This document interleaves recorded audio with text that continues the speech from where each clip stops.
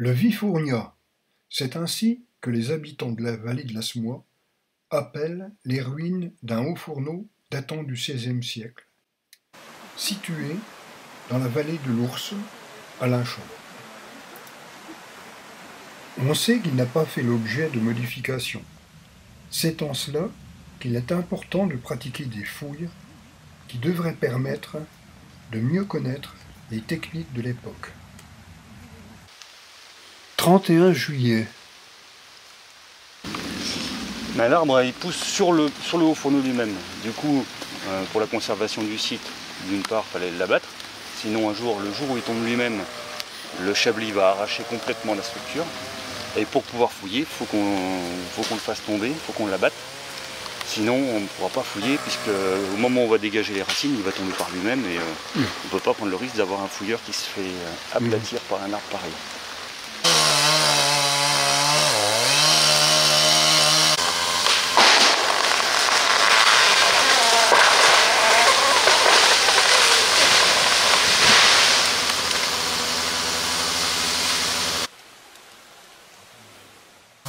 De commencer le nettoyage du haut fourneau. Là, on n'est pas encore au niveau de la fouille. On est juste en train d'enlever les feuilles mortes, les herbes, les fougères, les arbustes qui poussent, tout ce qui gêne le terrain. Une fois qu'on aura fait ça, seulement on pourra commencer à faire la fouille. Et pour ça, en fait, on va découper en tranches. On va faire des parts de tarte sur le cône d'effondrement, qui nous permettra d'avoir des coupes. Donc de voir la stratigraphie, la succession des couches et de mieux comprendre comment le haut fourneau a pu s'effondrer, ou essayer de comprendre aussi les choses qui peuvent être masquées à l'intérieur de ce cône d'effondrement. Et pendant que le nettoyage se fait, on est en même temps en train de dégager la tranchée qu'on avait ouverte en 2021. L'idée, c'est de retrouver les coupes de l'époque et du coup avoir une lecture directe de ce qui est à l'intérieur et à partir de là pouvoir dégager d'une façon plus sereine. Au lieu de partir à l'aveugle et de risquer d'endommager les couches les plus intéressantes qui sont en dessous, qui correspondent au niveau d'occupation et au niveau d'abandon, et bien là on a une vision complète et on peut aller beaucoup plus vite. La pluie s'invite. Il faut se protéger et penser aussi à protéger le chantier. Cette pluie qui fera perdre quelques journées de chantier. La terre rouge, mais c'est complètement basculé, c'est plus à sa place, donc il faut l'enlever. L'idée c'est de voir la maçonnerie apparaître. Parce que là derrière, on a du mal à retrouver le parement. Le fait de nettoyer le dessus, on devrait distinguer le parement de toute façon. Ça marche? Ok, ça marche. Donc tu commences par là. Donc là on a le début et il faut arriver au mur en lui-même pour avoir une coupe droite.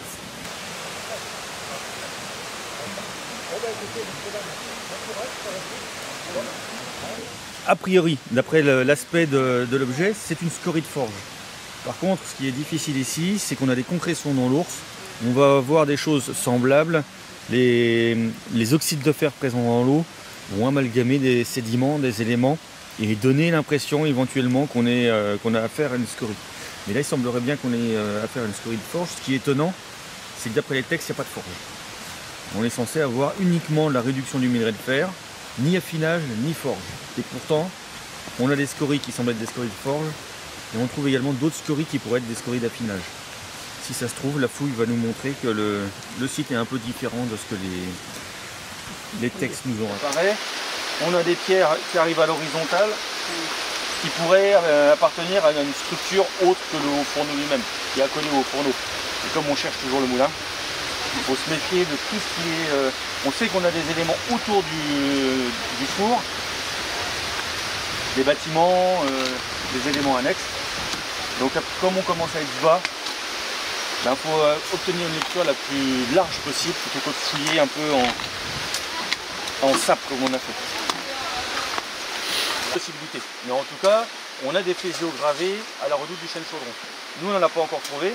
Par contre, on a des tailles. Et on a des flésiaux taillés comme celui-ci, on en a un autre avec une encoche qui devait servir au fêtage. Donc voilà, on est sûr qu'on a de la taille ici.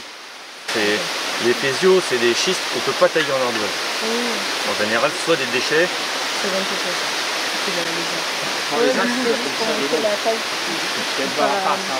C'est l'ardoise du pauvre.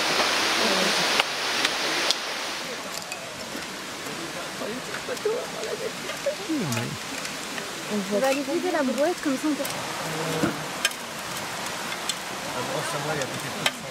Les parts de tarte évoquées par Maxence apparaissent nettement avec les cordes rouges, ainsi que la souche de l'arbre, source de difficultés majeures. C'est un morceau de grès qui est très sombre, rouge, qui semble ferrugineux et ça pourrait être un minerai. Ouais, ok. Allez, oui, c'est bien ma grosse. Visite de Philippe avec ses chevaux ardennais qui nous réservera une surprise à la fin des fouilles. C'est au côté aristocrate, tu arrives juste dans l'église à cheval. Salut Philippe. Ça va? Ça va? Du coup, là, la mission de ces 3 derniers jours, c'était de dégager la coupe du mur, donc le bord extérieur du mur nord-est. Donc c'est ce qu'on a fait. Là, on est en train de tout dégager ce qu'il y a devant, qui est une couche d'éboulement de ce qu'il y avait au-dessus. Et la partie là est une partie un peu mystérieuse, c'est-à-dire qu'on a une terre très argileuse comme on retrouve là-haut, qui pourrait être un mortier, mais on n'en est pas sûr. Du coup, pour l'instant, ça reste de côté et on ne va pas le casser tout de suite. Voilà, c'est ce qu'on a promis. À la continuité du mur, on devrait théoriquement arriver au retour correspondant au mur sud. Quand on aura l'angle, en fait notre problème c'est qu'on cherche un mur en pierre dans un effondrement de pierre de ce même mur. Du coup, quand on a les éléments en place, là on est sûr de la position du mur et on peut attaquer plus fort.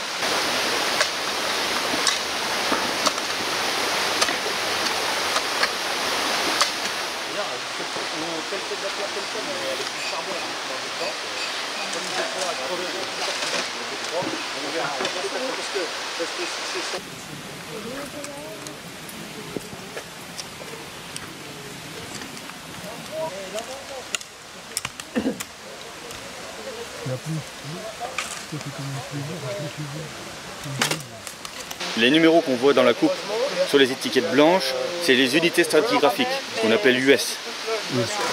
Chaque couche de terre, chaque élément de l'architecture va avoir son numéro. Là on a différentes couches qui sont numérotées, c'est les couches qu'on a vues déjà il y a 2 ans. On leur a donné un nouveau numéro pour pas confondre une année et l'autre. Et du coup, au fur et à mesure, chaque nouvelle couche va être numérotée. Tout le mobilier qui provient de la couche portera le même numéro, plus un numéro d'inventaire par objet. Et comme ça, on n'a aucun souci pour savoir d'où viennent les objets sur le site.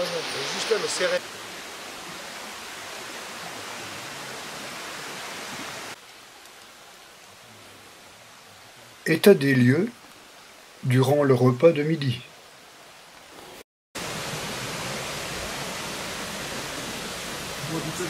Tas de racines de l'arbre qui ne demandent qu'à grandir.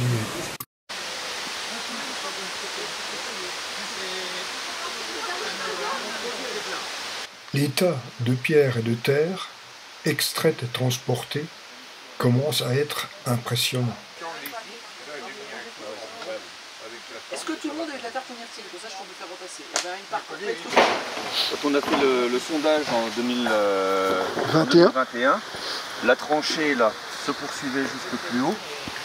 Et dans la tranchée, là où il y a l'arbuste qui est en train de pousser, on a un mur dont la maçonnerie est identique à celle du Haut-Fourneau, qui servait de mur de terrasse, mais également de mur d'un bâtiment, puisqu'on a retrouvé un faisceau, et également du charbon de bois correspondant à du bois d'œuvre.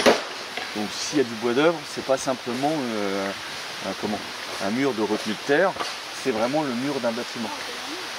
Mais on n'en connaît qu'un tout petit bout.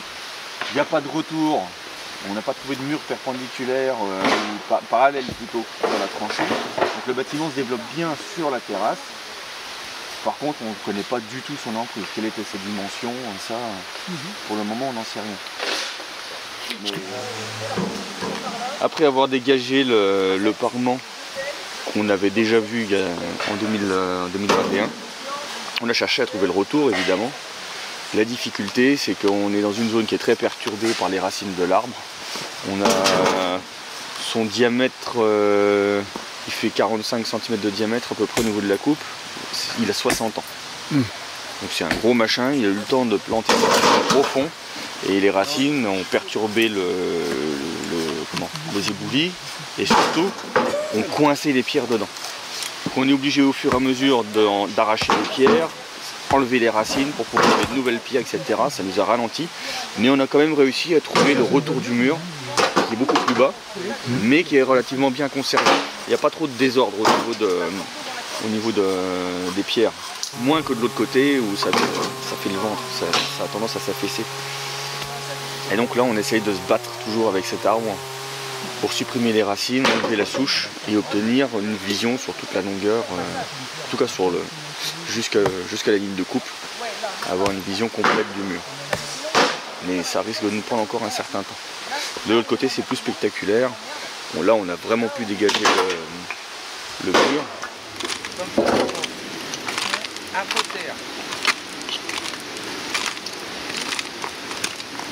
D'accord? Ouais. Bon, une page. Normalement ce soir, oui.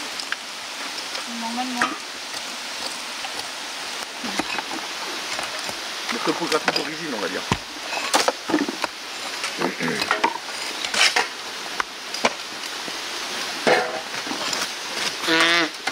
Là on a réussi assez rapidement après le nettoyage du mur à trouver les premières assises, enfin les dernières assises en fait. Et on a suivi le mur. Ici il est assez fort endommagé, on voit que le mur penche, plus on monte, plus ça penche, ce qui nous fait craindre un petit peu un risque d'effondrement à un moment donné. Mais la façade est belle, elle est claire, il n'y a manifestement aucun aménagement correspondant à une soufflerie ou à une sortie de coulée. Donc manifestement, notre soufflerie doit être de l'autre côté. Et la sortie de coulée doit être sur notre droite. Sur la droite, on est côté nord. Le mur est moins bien conservé.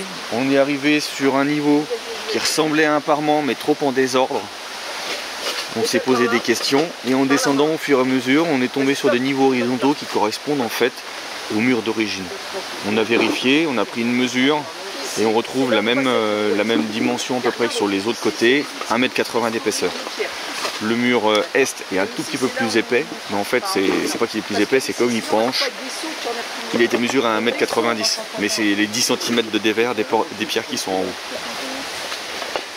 Sur la zone centrale, on a toute une série de pierres qui penchent, non pas vers l'extérieur ou au fourneau, mais vers l'intérieur, là où aurait dû être le mur. Ce qui nous fait penser qu'on a un vide en dessous qui s'est comblé lors de l'effondrement. Du coup on va essayer de dégager ces pierres, mettre bien en évidence la dynamique de l'effondrement. Et une fois que ce sera fait, on va pouvoir démonter et avoir une vision du passage par lequel a priori s'évacuait la fonte.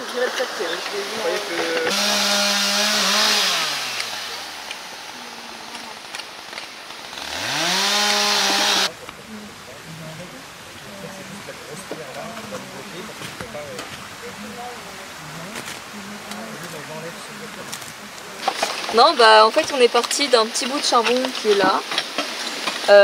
Au début on pensait que c'était du charbon en vrac et on s'est rendu compte que ça continuait et que c'était une poutre calcinée. Donc là on essaye de la dégager, de pouvoir la prendre en photo pour qu'ensuite un spécialiste vienne la prélever.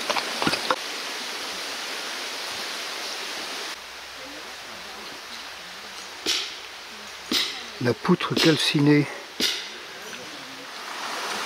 C'est du sédimentaire avec des fragments de fossiles. Donc reste à déterminer l'origine par des spécialistes. Et a priori, ça ne peut pas venir d'ici. Orangé, ça peut être des oolites, des grains de fer comme on trouve du côté de Villiers-le-Corneur, Neuvisi. Ce qui fait que ça allait mieux. Ben, moi, l'autre, c'est une machine militaire. Il m'a dit Jean-François, j'ai acheté ça sur une brocante. C'est 15 heures l'ouverture. Ah bon? Oui. On a amené quelque chose là. Ben on en a. Pourtant, la dernière fois, nous, c'était 14 heures à la dure change.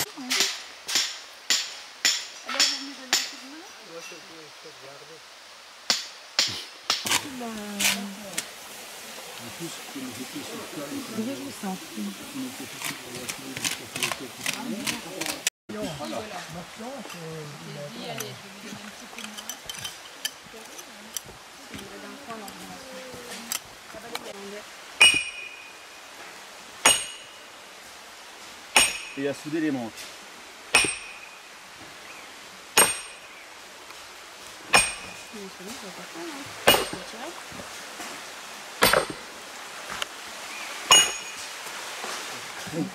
La ferraille a été découpée. Là, tu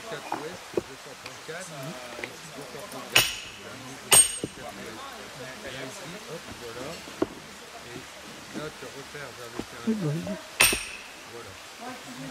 Arrivé là, tu reprends ici. Et là, bon, en sachant que j'ai pas fini, il a inventé en le là, j'ai trouvé un églantier sauvage, un églantier mais magnifique. Pourtant, hein, c'est pas fini, on va remettre ça. Je pense, hein. Bon, ici on a trouvé un gros bout de laitier. On voit bien qu'il est tout vitrifié, juste ici. On va pas encore l'enlever parce qu'il est dans la couche. Du coup on va juste bien le faire remarquer pour que personne l'écrase ou le casse. Mais on va le récupérer une fois qu'on pourra fouiller la couche. Le laitier de tout à l'heure que je viens de déterrer. Donc on va le mettre dans un sachet et puis le garder. Vachement gros par rapport à d'habitude. C'est pour ça qu'il fait débat.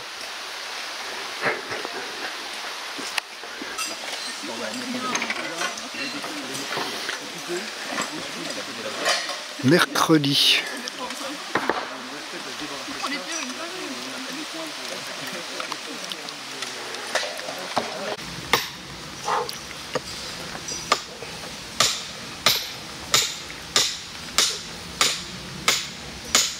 On est incapable de faire quoi que ce soit.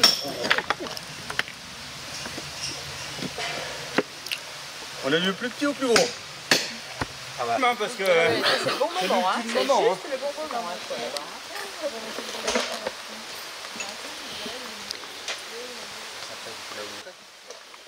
Alors ton fil à plomb, tu t'en sers comme une patate. Déjà, tu as un gros nœud sur ta ficelle. Fais-moi le nœud de la ficelle.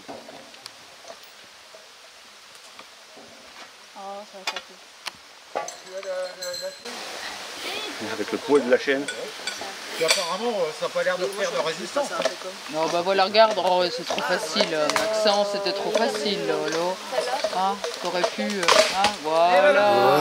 Ouf. Ça n'a pas du tout cassé là où j'ai coupé. Oui.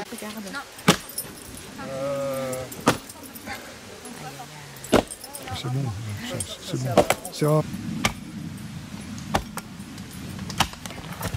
Ça éleva.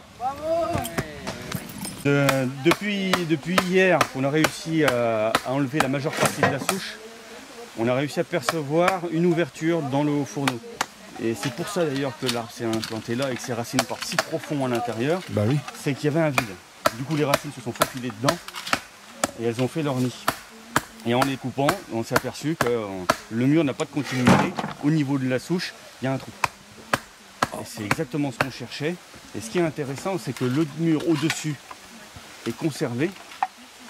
Il ne s'est pas effondré comme du côté de l'ouverture pour le déchargement. Ce qui fait que si ça ne s'est pas effondré, on va avoir vraiment la maçonnerie. Et on va comprendre comment, en tout cas, j'espère, comment ça a été maçonné, comment la voûte tenait.